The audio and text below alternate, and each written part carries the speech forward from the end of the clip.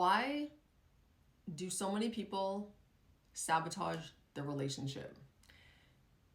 I'm feeling the collective frustration with relationships in general, why they don't work, why they fail, what are they for, why you can't be in a healthy relationship. While this is a web of a topic, I want to challenge your thinking about relationships for one moment. In our society, we are conditioned that a relationship is supposed to be a certain way, that one model should fit billions and billions of people. Get to know yourself and what you actually like and what you actually want. Why do relationships fail? Some people don't think they do. There's a collective frustration of people who are looking for a life partner, but they are in a repeat mode. Their patterns are keeping them on sort of like a Groundhog Day, if you will. So what's happening here is that we are operating from our wounds until we realize that, and we let those go and we start attracting from a different frequency. That's at a very high level. There's more to that. But I just wanted to say today that if you're feeling frustrated like that and you keep attracting the same person, just stop and start to go into sort of an observation mode of yourself, your patterns, behaviors, how you respond, and your triggers. Start zoning in on that, paying an extra attention to it. And understand that if you are someone who's chasing avoidance or you attract avoidant people who cannot show up, it's because you are not showing up for yourself. That is the mirror. By choosing them, you are not showing up for yourself. They are abandoning you by not being able to show up for you, and you are abandoning yourself by staying in that chase cycle. It's self-abandonment.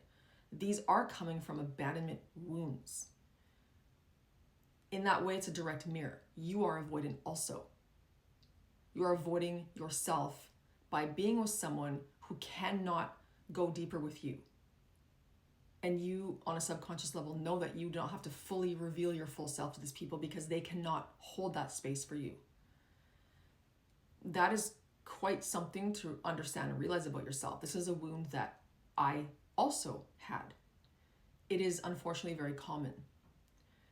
This is something that can be healed if you want to heal it and start calling in something else.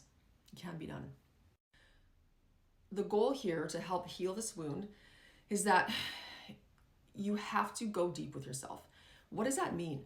That means start building yourself to be the best possible version of you. Yes, that sounds cliche. And so many people don't know what that means because we hear that all the time. Go love yourself. Then you can attract something different. It's true. It is true. Because I've done it. You cannot attract something deep if you're operating from sort of like a shell of you, where you're afraid to be fully seen because you don't believe you're going to be accepted if you're fully seen. So now you need to be radically seen. Start making your life so much fun by yourself. That's when you call in someone from the frequency of joy and healing and love. It is a journey, but there's no bigger self-investment than you. There's no bigger self-investment. Start understanding that you are worth being loved. You're worth being loved. Another part of this is understanding what your love associations are. So obviously with this wound, the love associations are fear that you won't be accepted if you show up as you are. You're going to be abandoned. You're not worth being loved. These are associations with love. A lot of us are operating with these wounds, and then we expect to find something. It's not that you can't find someone that can accept you as you are with these wounds. There's this belief that you have to be fully healed, and I understand more what that means now. But it's your ability to be authentic to that, if that makes sense. So you're coming in really real. You accept you, because the other way, You're not accepting those wounds about yourself. Maybe you're not even conscious of them. You have to come in vulnerable and authentic as you, so that shows you accept yourself. So you're going to call in someone who, yeah, they better accept you, not hiding parts of yourself, not hiding parts of you, because we all have those sort of wounds. We all have our lives. So if we're hiding and we seem to be attracting avoidant people who don't, that's because we're not showing up real and raw. And we're hiding all these aspects of ourselves. We don't accept ourselves. We don't think we deserve being loved. We can't receive healthy love. The receiving piece is huge around this. You have to actually be able to receive healthy love. And interestingly, or not, maybe it's completely expected, is that healthy love can turn a lot of people off. Like they're actually not attracted to it at all. So you need to rewire yourself to be attracted to healthy love, which is something that I personally did. And that's part of my mission here, is to help people fall back in love with themselves and help them to receive love. So one of the first things you could do is start meditating 5 minutes a day. Just 5 minutes a day. Allow the chaotic thoughts to come in. I want you to start observing those thoughts. You could even write them down. Meditation goes in phases.